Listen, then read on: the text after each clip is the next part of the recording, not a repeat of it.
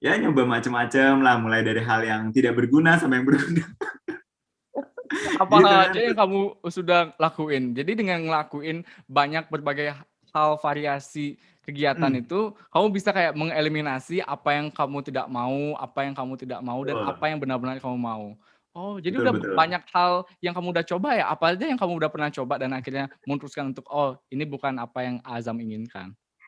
Oke, nah itu karena ini apa namanya kebetulan memang rumah Azam itu waktu itu ya termasuk rumah yang padat lah gitu, padat penduduk gitu kan, sehingga Mhm, kita bertemu banyak teman gitu kan, ya mulai dari main-main, terus kemudian juga waktu 6 tahun tuh sempat juga jualan-jualan barang bekas yang ada di rumah, di depan rumah gitu kan, ayo mhm. beli-beli gitu kan, ya mencoba banyak hal baru gitu kan, terus bermain bareng teman-teman, gimana nih kalau rasanya berantem sama teman itu gimana gitu kan. Nah, dari situ ngebentuk karakter gitu kan. Jadi, oh ini yang benar, ini yang baik gitu kan. Nah, kemudian ya termasuk karena itu juga tuh, karena apa namanya, bertemu banyak guru ya kan, terus banyak sharing juga yang ngasih dapat insight-insight baru yang dimana waktu itu ibaratnya kita masih jadi gelas kosong waktu kecil kan. Mhm, Kosong ya dia diisi, tapi selain diisi juga tetap disaring ya. mhm. Walaupun memang waktu kecil tuh masih sering dapat langsung diterima aja, tapi begitu dengar lagi opini yang baru, jadi buat kita berpikir gitu kan.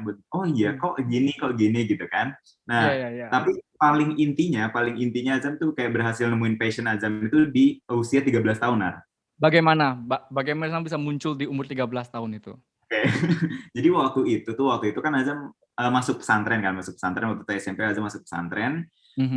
Ya you know lah pesantren itu gimana sih gitu, Iya iya. betapa ketatnya. Iya iya iya iya. Ya dari situ apa namanya bertemu banyak orang, apalagi waktu pesantren itu satu angkatan sekitar 275 orang ya kan, yang Mhm. berbagai macam rupa dan waktu itu juga sempat diamanahkan menjadi berbagai macam ketua waktu itu di pesantren. Ya dari situ banyak pengalaman, banyak ya mencoba hal baru gitu kan, sehingga kita bisa bedain, oh ini yang gue suka nih, oh ini yang gue bisa develop nih gitu kan. Mhm Nah, dari mhm situlah muncul tuh apa keinginan, wah kayaknya gue bisa nih kalau bergerak di bidang ini. Nah, salah satunya memang bidang pendidikan dan public speaking waktu itu memang Azam latih pada saat di pesantren itu gitu.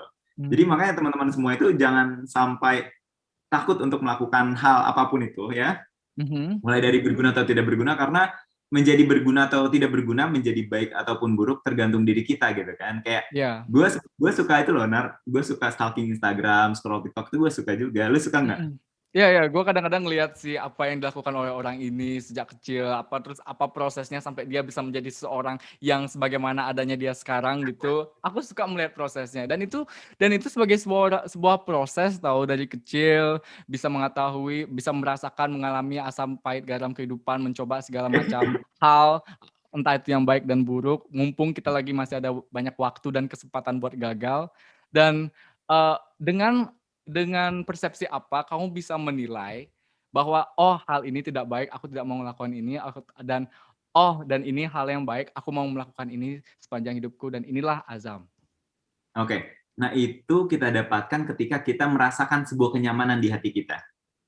Jadi Oke. kayak hati kita itu menyeleksinya itu luar biasa gitu hati kita kan. Mhm. Ya Mhm. apa namanya, seseorang aja bisa masuk ke hati kita itu cukup berat pasti prosesnya kan. Mhm mhm. Iya iya iya. Nah, jadi sama seperti aktivitas gitu, nah gue ngejalanin ini, terus ya hati gue merasakan apa gitu kan, nyaman gak gue ngejalaninnya, terus abis itu enjoy gak gue gitu kan, dan dari situ Mhm. jadi hati hati yang menyeleksi Mu kita gitu, karena Iya.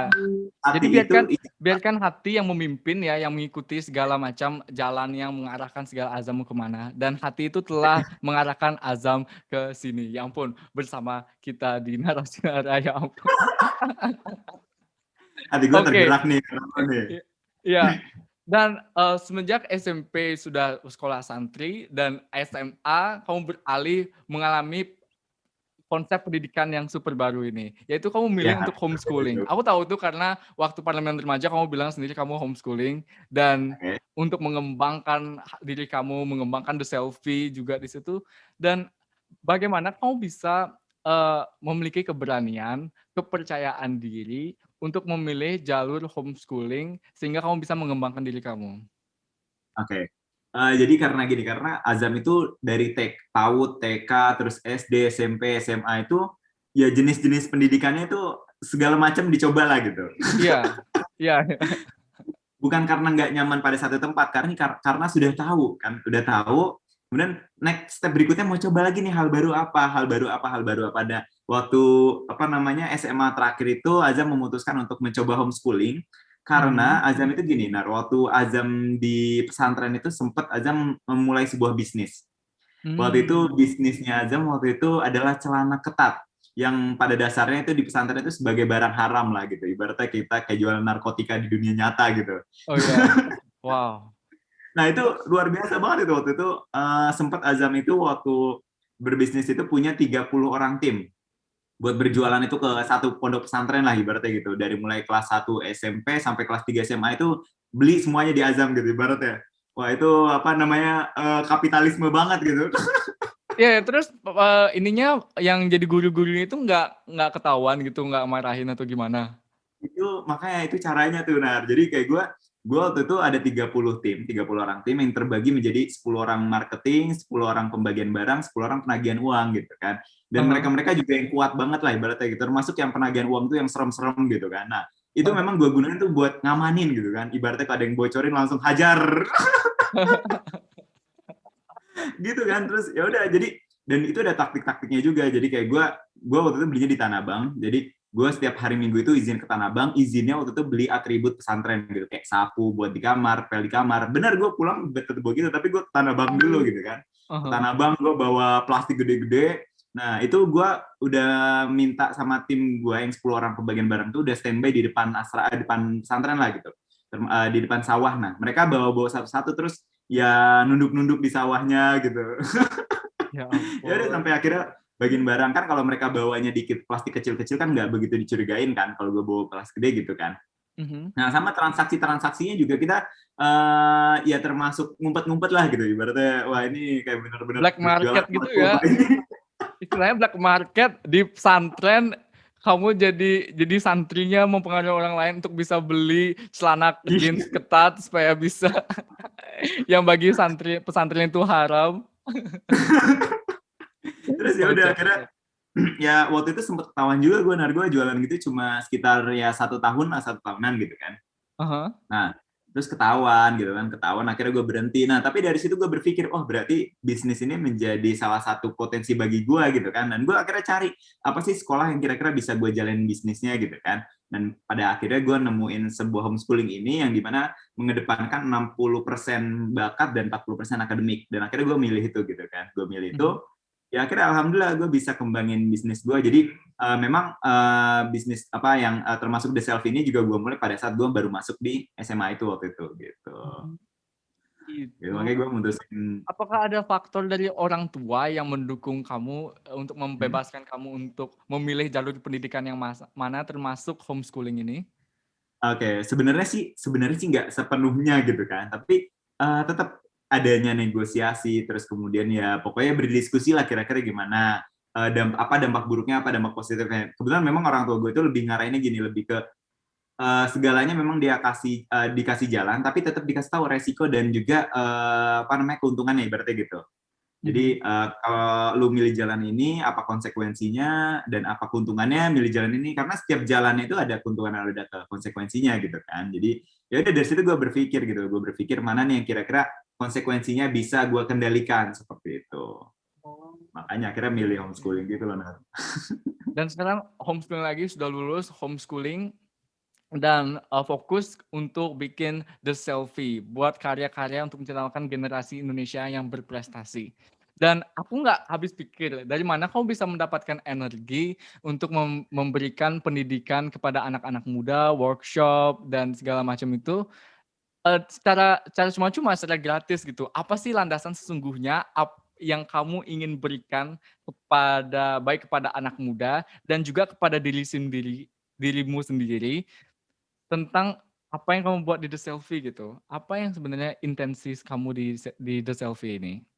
Oke, jadi waktu itu awalnya mulai dari diri sendiri, Nar. Jadi gue itu waktu SMA, jadi karena homeschooling, jadi akhirnya membuat diri gue, wah berarti gue harus punya banyak aktivitas nih sebagai pengganti pembelajaran gue gitu kan, yang dimana biasanya tiap hari datang ke sekolah dari pagi sampai sore buat belajar gitu. Nah sementara tiba-tiba di homeschooling sama sekali nggak ada gitu kan, aktivitasnya cuma dalam seminggu cuma ada 3 pertemuan dan itu juga bebas mau di rumah atau di sekolah gitu kan. Nah, akhirnya gue mikir, oh berarti harus bener nih, harus banyakin aktivitas gitu kan. Akhirnya gue masuklah ke beberapa komunitas gitu, beberapa komunitas pengembangan bakat seperti itu.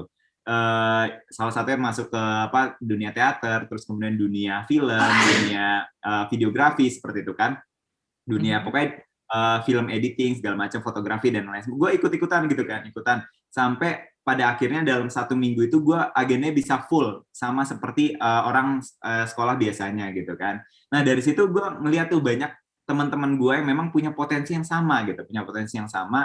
Akhirnya dari komunitas-komunitas itulah gue mencari partner untuk yang mereka punya satu visi, punya satu visi yang sama gitu dari anggota-anggota komunitas tersebut gitu kan. Nah, makanya salah satu cara terbaik ketika kita ingin menjadi ketika kita ingin memulai sesuatu, apalagi misalkan yang bergerak di bidang bisnis seperti itu kan, kita coba dulu tuh masuk ke komunitas-komunitas yang memang kita suka melakukannya, kita enjoy ngelakuinnya gitu kan. Sehingga dari situ kita bisa nemuin partner-partner yang tepat, memiliki wawasan juga yang luas, termasuk gue masuk parlemen remaja kan juga bertemu Nara ini, wawasan gue tambah luas gitu kan.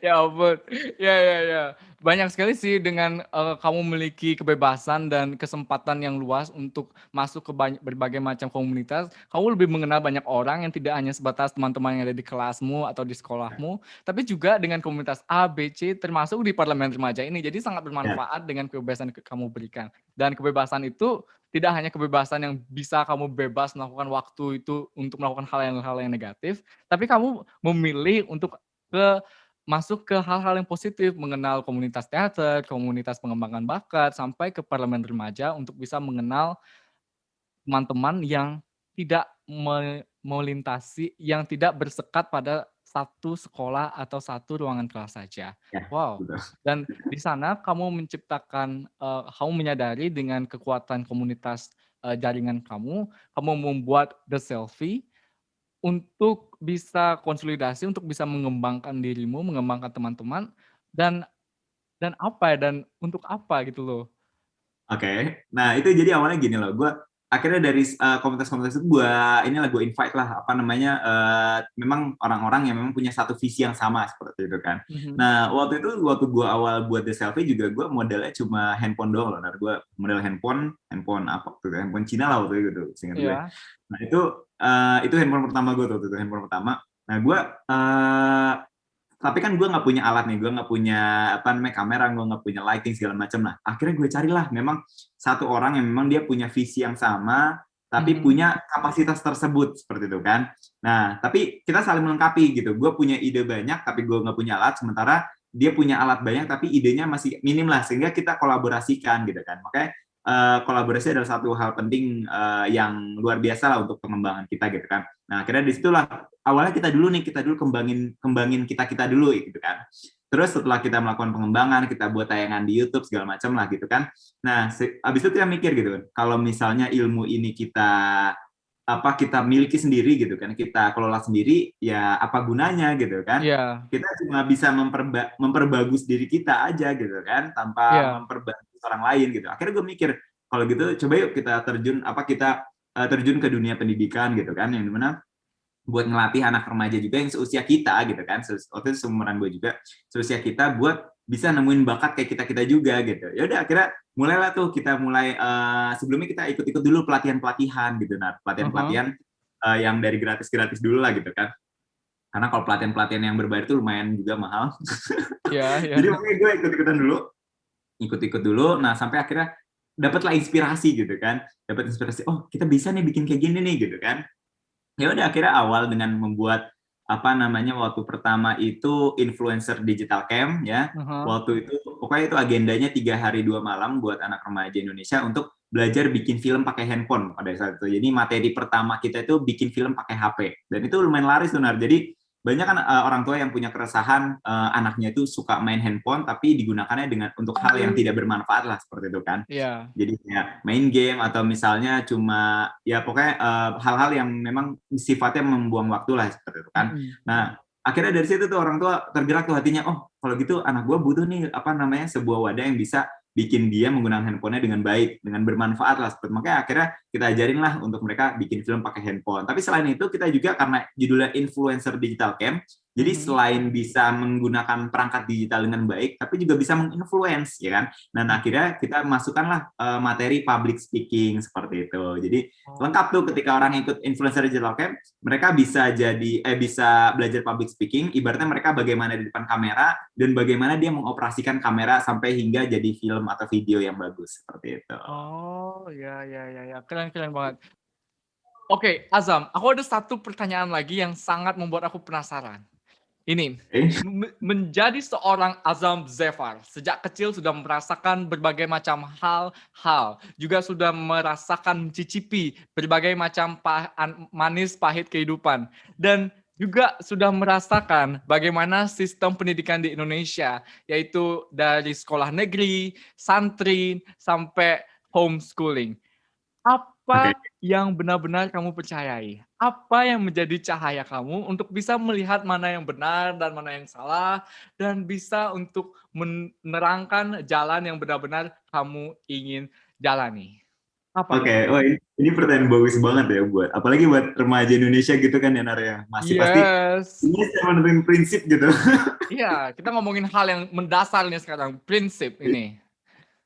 Oke, nah jadi teman-teman semua, memang kalau memang kehidupan kita jalani tanpa dengan adanya prinsip, itu justru membuat kita seringkali labil ya. Makanya kenapa remaja Indonesia banyak yang labil, oh ini kayaknya bagus nih, akhirnya kesini, oh ini kayaknya bagus. Tapi ketika kita sudah punya prinsip ya, sehingga kalau memang itu baik buat kita, maka akan kita jalani. Kalau itu buruk buat kita, maka akan kita tinggalkan. Nah, apa sih yang membuat Azam itu memiliki landasan prinsip tersebut? Jadi gini teman-teman semua, jadi memang Azam dilahirkan dari keluarga yang agamis ya, dalam agama Islam, dan itu menurut Azam sangat bersyukur atas itu. Nah, tapi di sini yang ingin Azam sampaikan gini teman-teman semua. Jadi apapun kepercayaan kalian, apapun pedoman kalian di kehidupan ini, itu semuanya nggak ada yang salah, nggak ada yang salah teman-teman semua. Semuanya itu benar. Kenapa bisa gitu? Karena gini teman-teman semua, ketika memang kita itu memiliki satu keyakinan, pasti Nara juga punya satu keyakinan gitu kan, yang memang mungkin berbeda dengan Azab gitu kan. Nah, disitulah kita akan merasakan rileks, tubuh kita rileks. Ketika kita beribadah itu rasa tenang, nyaman gitu kan.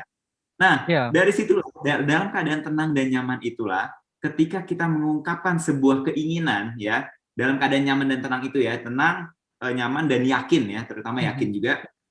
Ketika kita mengucapkan sebuah keinginan, mengungkapkan sebuah keinginan, disitulah akan terkabulnya keinginan kita.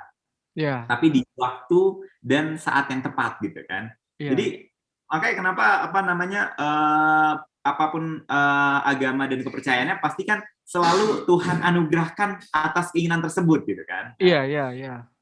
Jadi bukan berarti ini benar ini salah, enggak gitu, tapi dalam keadaan nyaman, tenang, rileks dan juga yakin, disitulah kita mendapatkan pengabulan atas permohonan kita gitu kan. Nah, jadi kenapa adanya keyakinan gitu, makanya disitulah adanya keyakinan Nar gitu. Jadi sebagai pegangan kita untuk mengantarkan kita ke dalam keadaan seperti itu. Nah, apalagi memang pada saat kita beribadah ya, itu energi kita itu ya termasuk banyak.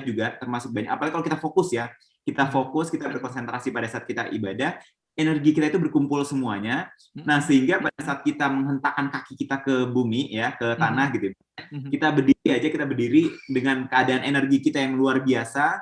Nah, itu akan mengantarkan akan menarik magnet energi inti bumi kita. Yes, oke. Aku juga merasakan hal yang sama di sini. Ada sebuah energi tarik menarik jika kita menginginkan sesuatu, dan jika kita memang bersandar penuh pada kekuatan yang jauh lebih besar daripada kita, apapun itu namanya, aku tidak peduli, tapi kita semua sadar dan percaya bahwa kita adalah manusia yang membutuhkan sesuatu.